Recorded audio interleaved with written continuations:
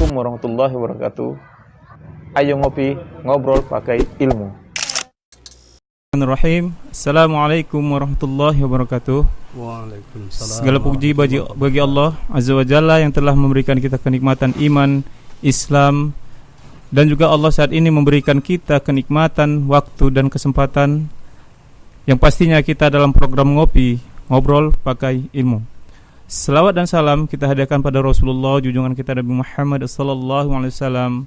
Semoga syafaatnya tercurah kepada kita semua, pada orang-orang pengikut sunnah-sunnah beliau, dan semua kita ittiba di atas sunnahnya sampai akhir hayat kita.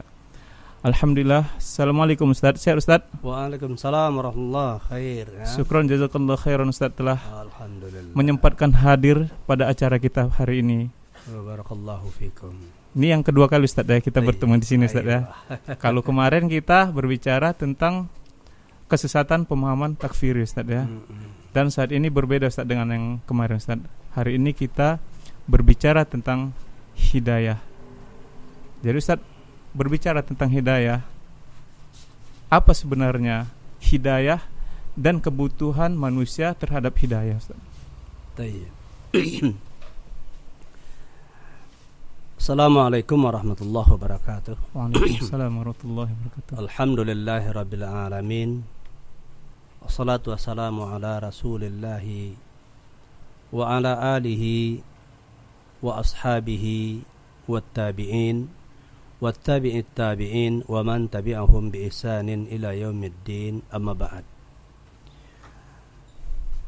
Berbicara tentang masalah hidayah adalah merupakan pembicaraan yang sangat luas sekali dan pembicaraan yang sangat komplit karena menyangkut kehidupan manusia secara utuh,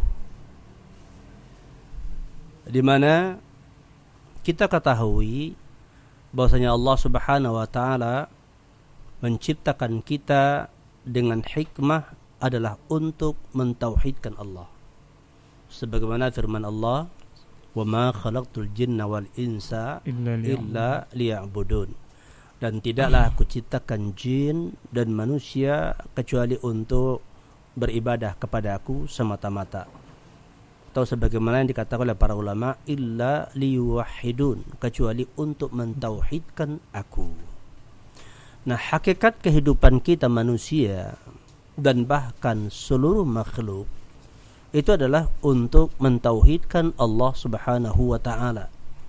Dan di dalam itulah keselamatan mereka di dunia dan keselamatan mereka setelah kehidupan dunia. Maka yang dimaksudkan dengan hidayah adalah jalan untuk sampai kepada hal itu. Itu bagaimana seorang hamba bisa mentauhidkan Allah Subhanahu wa taala, sehingga dengan itu dia mendapatkan keselamatan dalam kehidupan dunia dan keselamatan di dalam kehidupan akhirat. Kemudian terkait dengan hidayah ini, ada hal yang harus kita fahami dengan baik. Pertama adalah bahwa hidayah itu adalah dari sisi Allah Subhanahu wa ta'ala.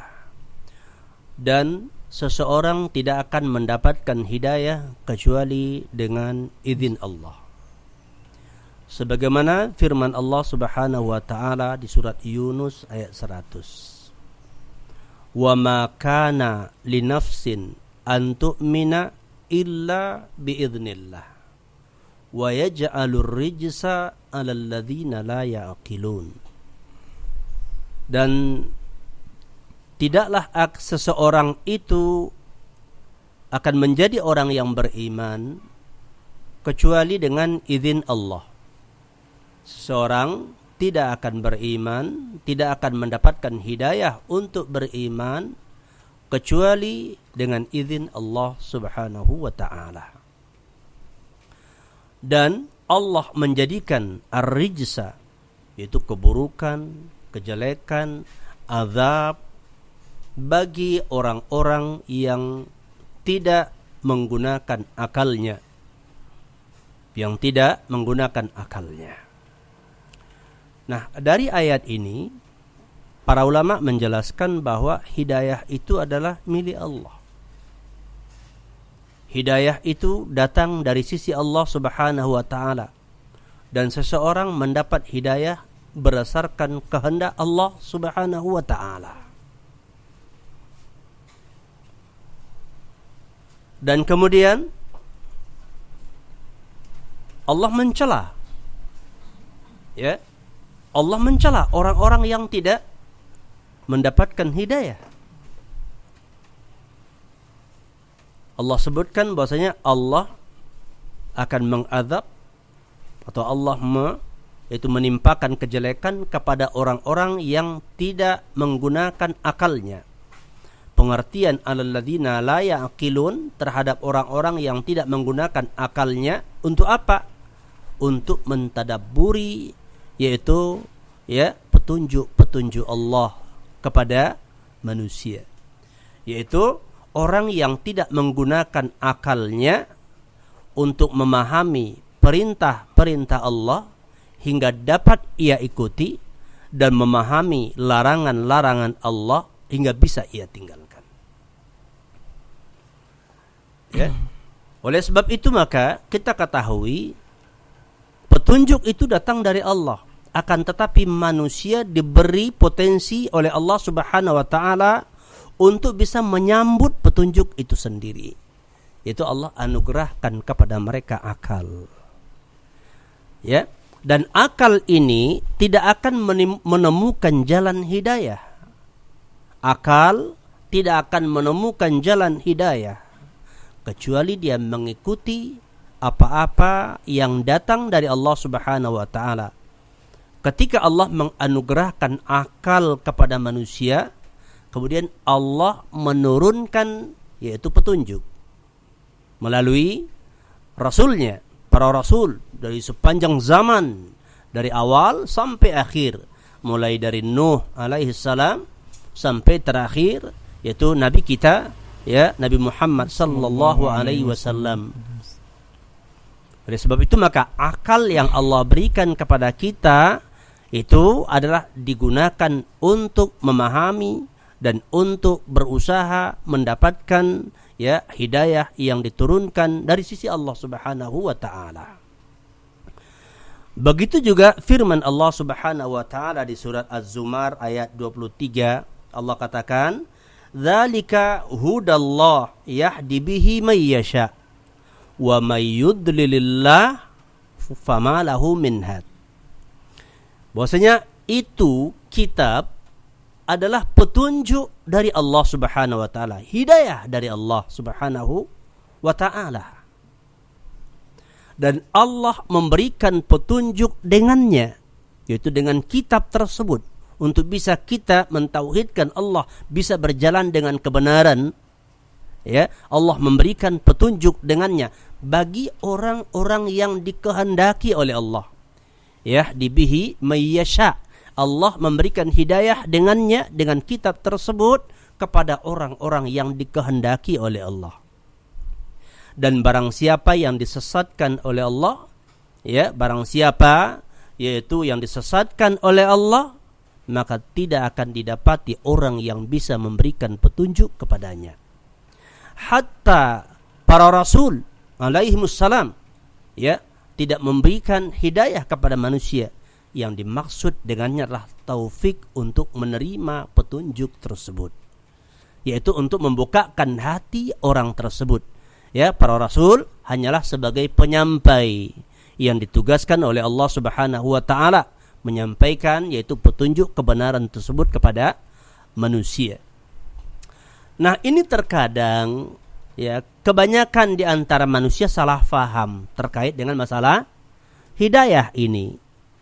Karena telah mendengar bahwa petunjuk itu datang dari Allah Subhanahu wa taala, maka sebahagian di antara kita manusia ini, ya, dengan tidak menggunakan akalnya dengan baik, mengabaikan yaitu kitab yang diturunkan oleh Allah, tidak mempelajarinya, beralasan dengan kalau Allah berkehendak untuk memberikan hidayah, maka hidayah itu akan datang kepadanya.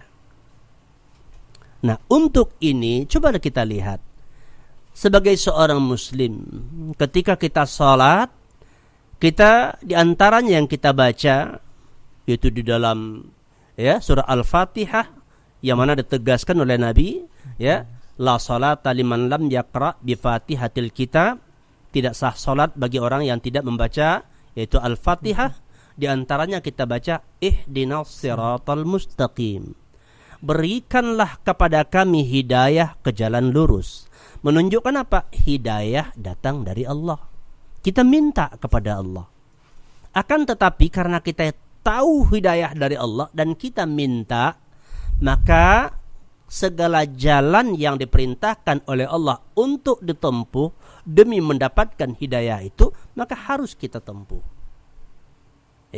Dan Allah kemudian mensyariatkan sebab-sebab untuk mendapatkan hidayah itu sendiri. Maka hidayah itu datang dari Allah, dan Allah yang memberikan kepada siapa yang dikehendakinya.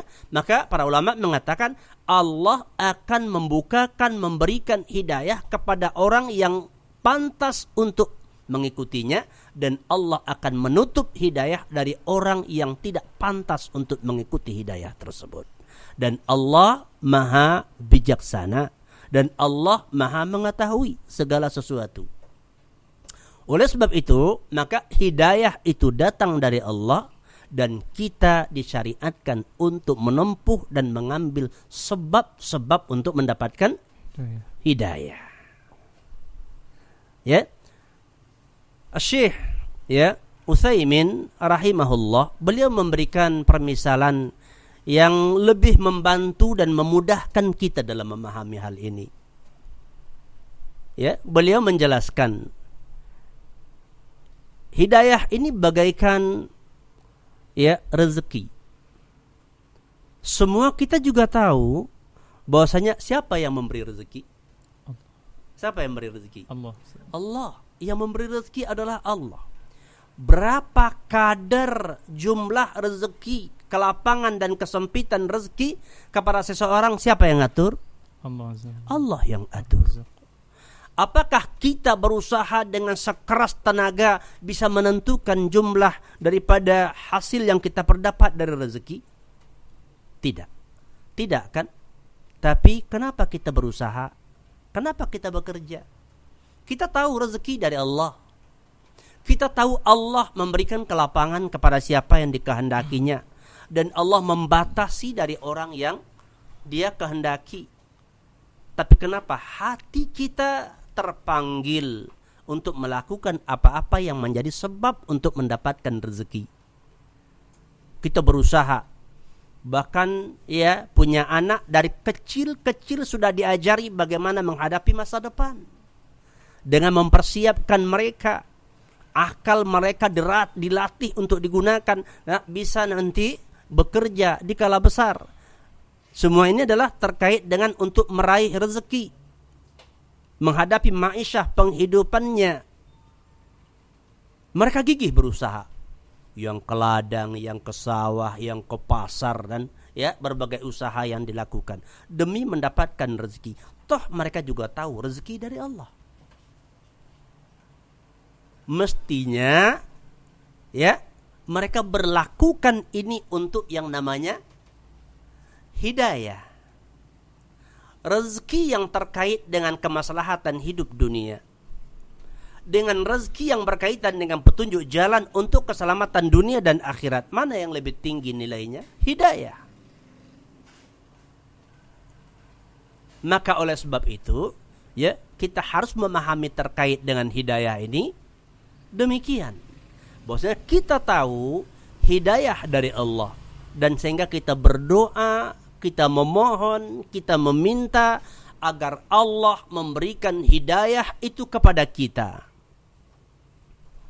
Dan kita berusaha dengan segala kemampuan kita, dengan tenaga kita, dengan menggunakan waktu kita, dengan modal yang ada, dengan harta yang Allah berikan kepada kita, bagaimana kita bisa menempuh jalan-jalan untuk melakukan sebab-sebab untuk meraih hidayah. Kan mudah memahaminya. Ya, kan mudah memahaminya kan? Tidak sulit.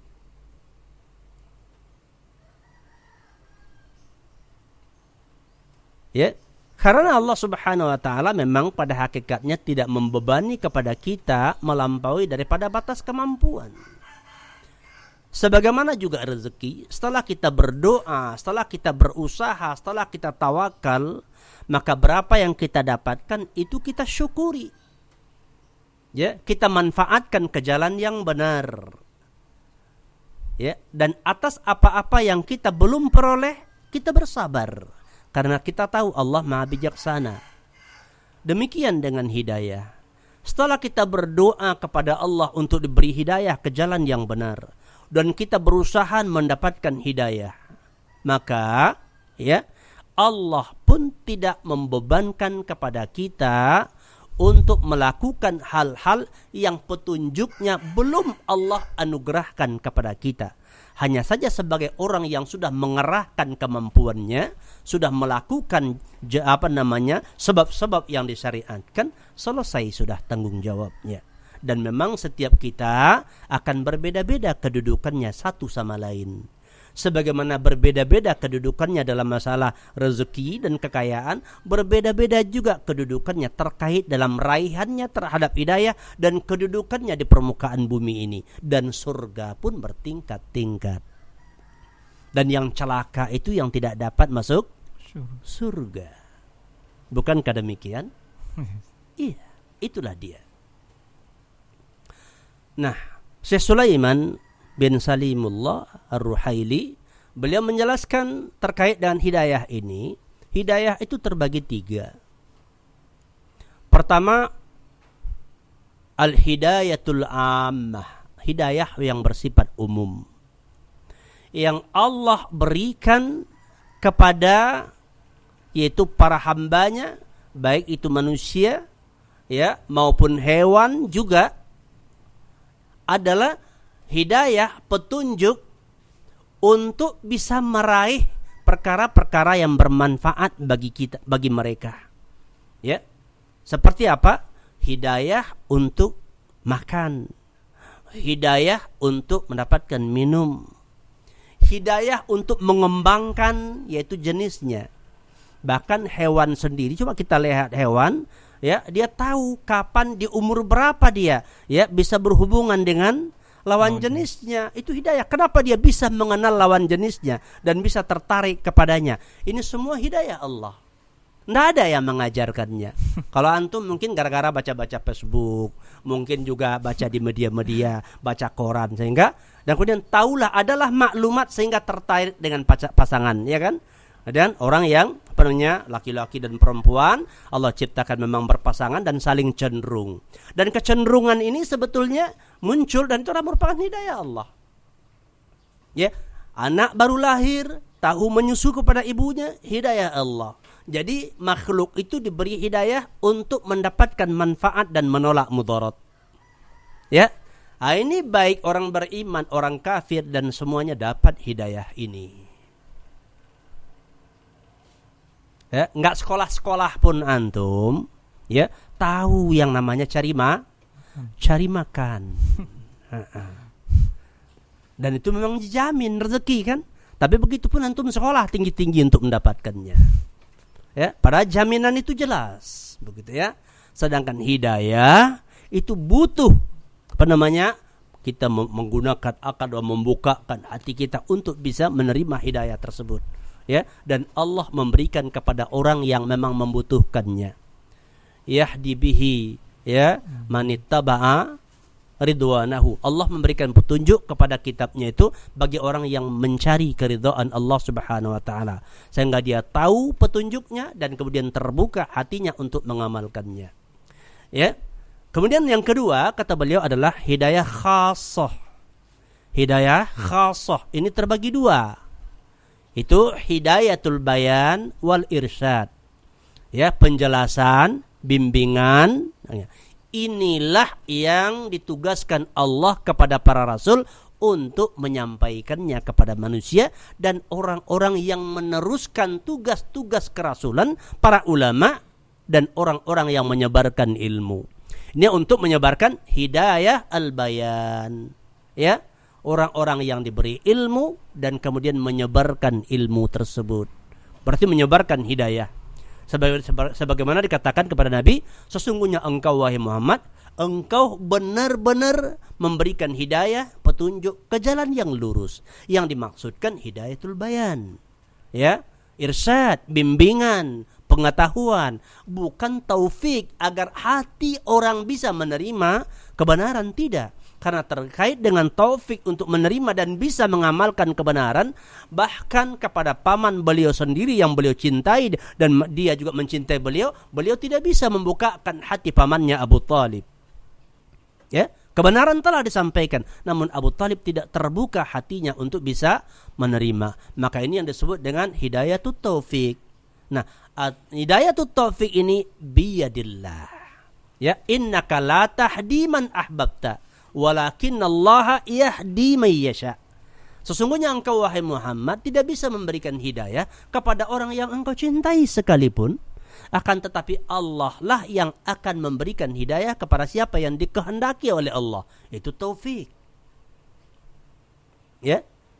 Jadi taufik, ya, taufik untuk sampai ilmu kepadanya itu dari Allah. Misalnya antum, ya kan? Kan meskipun antum mau mencari, umpamanya mencari mencari ilmu, mencari pengetahuan, ndak mesti antum bisa dapatkan sesuai dengan keinginan antum. Tidak kan? Kadang-kadang antum mencari-cari kajian sunnah saja, mutar-mutar, ya udah 3 tahun baru ketemu ada kajian. Siapa yang membukakan itu? Ya, Allah. Atas kehendak Allah, antum sampai kepada pemahaman tersebut. Kemudian telah sampai dan sudah didengar. Ya, dan untuk terbukanya hati menerimanya Allah yang bukakan, dan kemudian kitanya bagaimana kita membutuhkannya. Makanya dikatakan Allah berikan hidayah dengan kitabnya untuk siapa? Untuk orang yang ingin mendapatkan ridha Allah. Maka keterbukaan hati untuk mencari kebenaran adalah merupakan alat yang sangat menentukan. Ya, sejauh apa atau sebesar apa kebutuhan hati Anda untuk mendapatkan jalan yang benar tersebut, untuk bisa menjalankan perintah Allah, untuk bisa meninggalkan larangan Allah. Makanya ada doa, Allahumma arinal haqqa haqqan warzuqna ittiba'ah wa arinal batila batilan warzuqna ijtinabah. Ya Allah, perlihatkan kepadaku yang hak itu adalah hak dan berilah aku rezeki untuk mampu menjalankannya. Dan perlihatkan kepadaku yang batil adalah batil dan berikan kemampuan kepadaku untuk meninggalkannya. Nah, ini yang kedua, ya. Itu dari bahagian hidayah khasah, itu terbagi 2, hidayah yaitu al-irsyad, bayan, ya.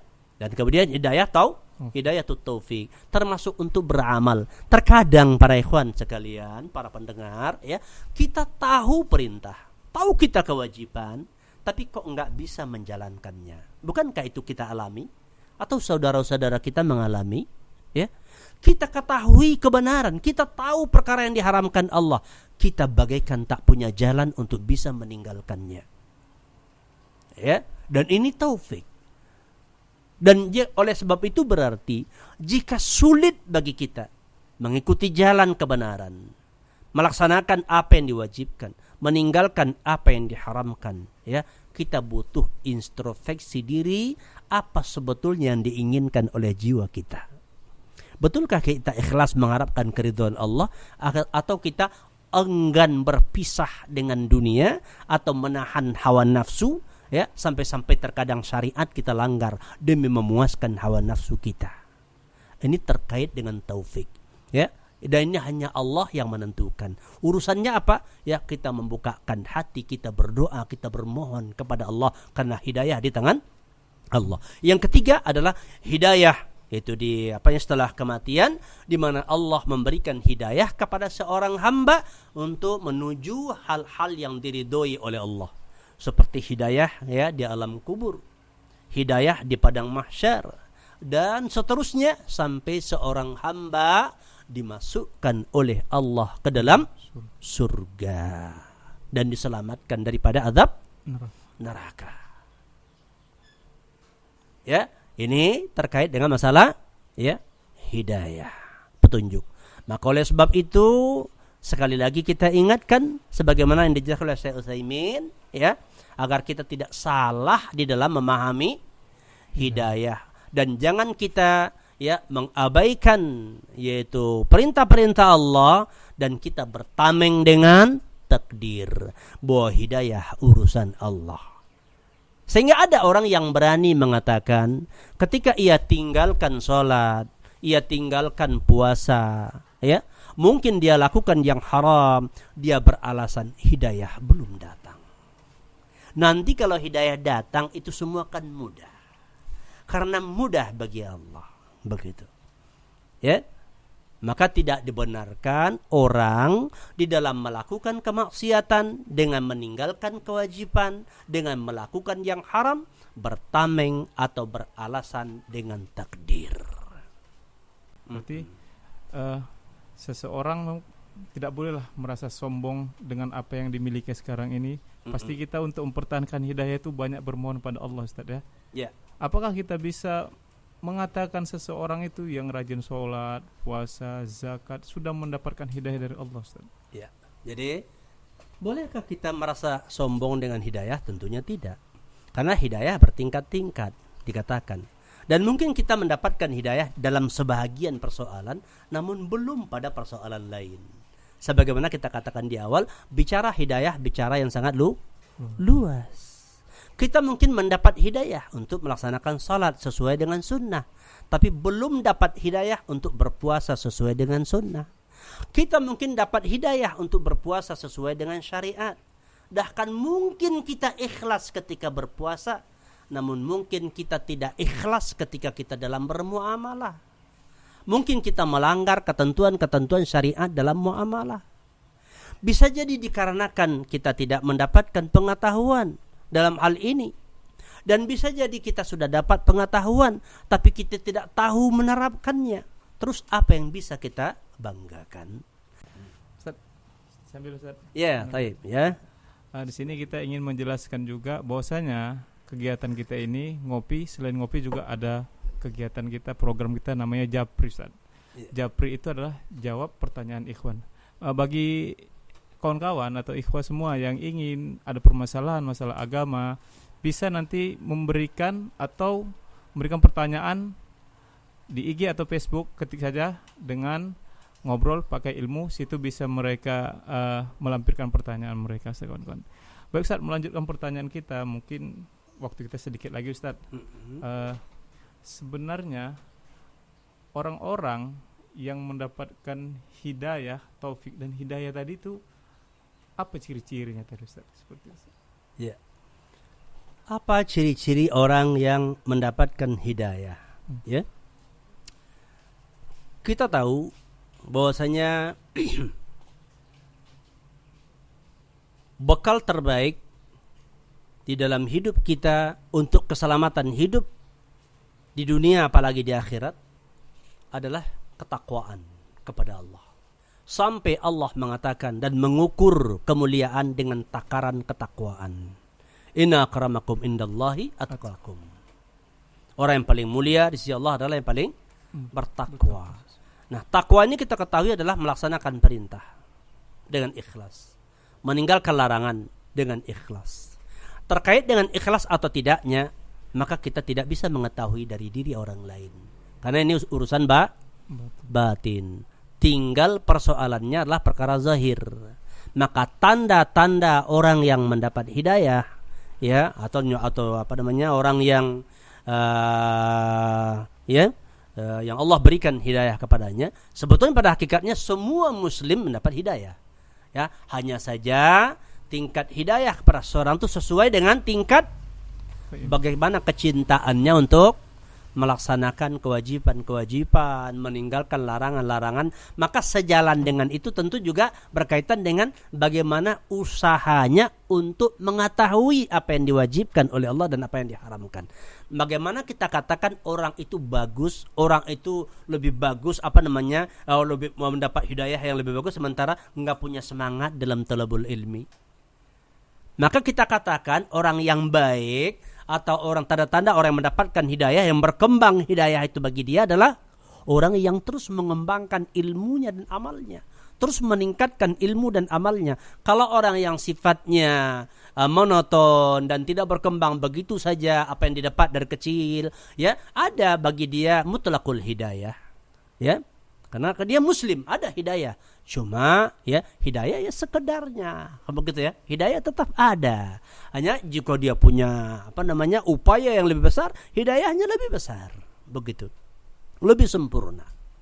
Ya, maka oleh sebab itu ya hendaknya kita, karena memang disyariatkan untuk berbekal, dan semua kita tahu kehidupan ini punya batas.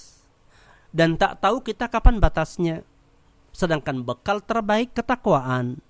Maka berarti orang yang mendapatkan hidayah dengan baik, ya, yang terus berkembang, dia adalah orang yang memburu petunjuk-petunjuk Allah dan kemudian berusaha untuk menerapkannya. Karena dengan itulah dia berbekal. Baik melaksanakan amal-amal yang akan dia dapatkan pahalanya langsung, atau amal-amal yang terus mengalir kepada dia pahalanya meskipun ia telah meninggal dunia. Ini menunjukkan besarnya perhatiannya kepada syariat itu sendiri. Jika besar perhatiannya kepada syariat, maka besarlah bahagiannya dari Islam, dari hidayah itu sendiri. Ya. Jadi tanda-tanda orang yang mendapatkan hidayah yang baik, yang besar, ya adalah besar himmahnya, keinginannya, kepeduliannya, hirisnya untuk ilmu, untuk amal, untuk dakwah. Begitu. Ustaz. Baik Ustaz, mungkin durasi juga yang Ustaz buat kita berhenti pada hari ini Ustaz, ya kan. Ya mudah-mudahan kita semua selalu diberikan Allah hidayah Ustaz, ya. Amin. Sampai akhir hayat. Barakallahu fiik Ustaz. Jazakallahu khairan katsiran. Kita tutup dengan Assalamualaikum warahmatullahi wabarakatuh. Waalaikumsalam warahmatullahi wabarakatuh.